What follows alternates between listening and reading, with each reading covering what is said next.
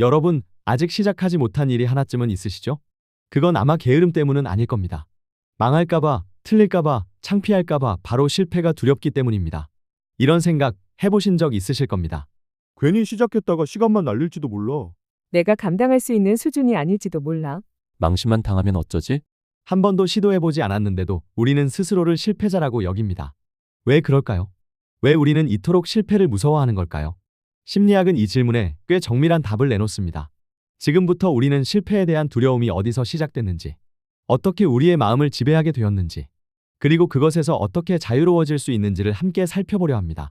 이 영상을 끝까지 보신다면 여러분은 실패를 전혀 다른 시선으로 바라보게 될지도 모릅니다. 실패를 피해야 할 일이 아니라 이해하고 활용해야 할 자원으로 말이죠. 실패에 대한 두려움은 단지 개인적인 약점이 아닙니다. 인류의 생존 본능에서 비롯된 본질적인 감정입니다. 수렵 채집 시대에는 집단의 생존에 기여하지 못하면 공동체에서 버림받을 수 있었습니다. 사냥을 망치면 식량이 없었고 실수는 곧 목숨을 잃는 일이 될 수 있었죠. 즉, 실패는 죽음을 의미했습니다. 이 기억은 지금도 뇌 속 깊은 곳, 편도체에 각인되어 있습니다. 현대 사회에서는 맹수도 굶어 죽을 일도 없지만 우리의 뇌는 여전히 실패를 위협적인 상황으로 인식합니다. 특히 사회적인 평가에서 오는 실패는 더 두렵게 느껴지는데요. 시험을 망치면 낙오자가 될까 걱정되죠. 프레젠테이션에서 실수하면 무시당할 것 같고요. 우리는 이 상황을 논리적으로 받아들이지 않습니다. 우리 뇌는 그저 이렇게 반응하죠. 이건 죽을지도 모르는 일이다. 여러분, 우리가 자라온 교육 환경도 실패에 대한 두려움을 키워왔습니다. 우리는 어릴 적부터 맞으면 칭찬, 틀리면 혼남의 구조 안에 있었습니다. 틀린 답엔 X표가 따라오고 실수하면 지적을 받았죠. 이렇게 우리는 하나의 메시지를 배웁니다. 실패는 나쁜 것이다. 실패하면 사랑받지 못한다. 이 생각은 어른이 된 이후에도 사라지지 않습니다. 오히려 더 깊어지죠. 우리는 틀리지 않기 위해 스스로를 감추는 법을 배웁니다. 검증된 정답만 반복하고 질문하기보다 정답 찾기에 몰두하게 되죠. 아직 준비되지 않았다는 말 많이 들어보셨을 겁니다. 사실 그건 준비가 안 된 게 아니라 실패할까봐 아예 시작하지 않으려는 자기합리화일 수 있습니다. 여러분은 실패를 어떻게 받아들이시나요? 그저 한 번의 결과로 보시나요? 아니면 나 자신으로 느끼시나요?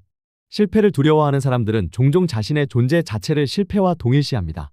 예를 들어 면접에 떨어졌을 때 이번 면접은 실패했어가 아니라 나는 부족한 사람이야 라고 느끼게 되는 것이죠.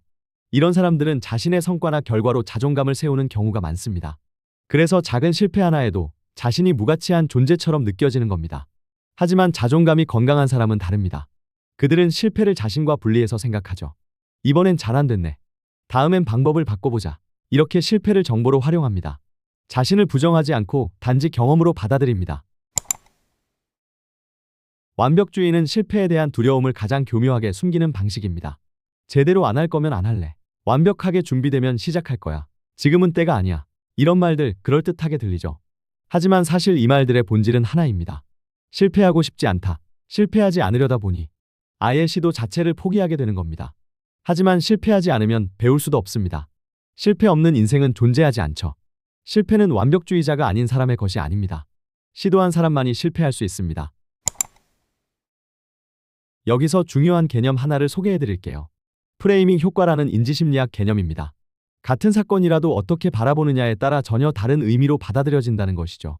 실패를 끝이라고 생각하면 두렵습니다. 하지만 실패를 과정이라고 보면 어떨까요? 아이들이 걷는 법을 배울 때를 떠올려 보세요. 수십 번 넘어지며 결국 걷게 되죠. 누구도 그 아이에게 너는 실패했어라고 말하지 않습니다. 그저 배우고 있는 중일 뿐입니다. 실패는 배움의 일부입니다. 실패는 우리를 가르치는 스승입니다. 심리학자 캐럴 드웩은 성장 마인드셋이라는 개념을 제시했습니다. 나는 지금 부족하지만 노력하면 나아질 수 있다는 믿음이죠. 이 마인드셋을 가진 사람은 실패를 두려워하지 않습니다.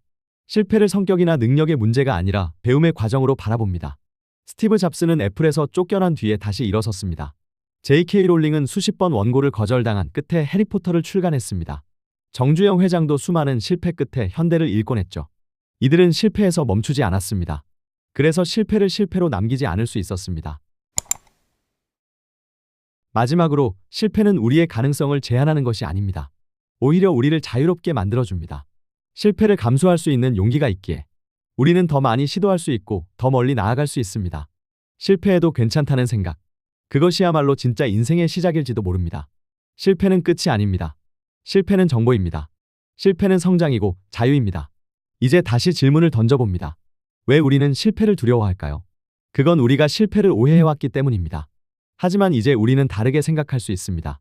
실패란 시도했음을 뜻하는 훈장입니다. 시도조차 하지 않는 것보다 훨씬 더 용기 있는 선택입니다. 여러분, 지금이 바로 실패할 수 있는 최고의 시기입니다.